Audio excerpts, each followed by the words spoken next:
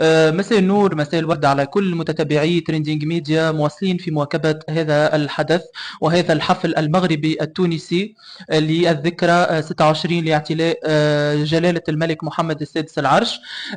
قينا ثلة من الفنانين التوانسة اللي يشاركوا اخواتهم المغاربة. فوزي الأمير منورنا اليوم، مرحبا بك. وبيك يعيشك. تحية ليك وطبعا كل مشاهدينا.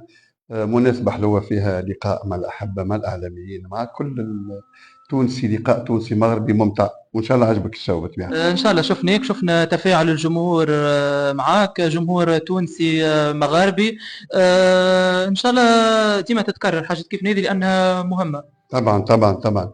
هو اللقاءات هذه مع كافة الأشقاء الإخوة العرب طبعا، اي. ولا المغاربة ولا من شمال أفريقيا.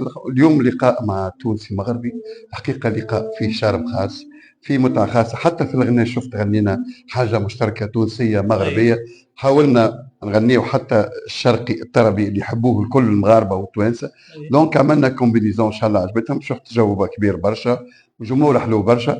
وإن شاء الله ديما تتكرر معناها ان شاء الله. اللقاءات هذيا، آه، وديما هالوجوه النيرة عايشك، هذه بارك تشوفوها الله طبعا. فيك.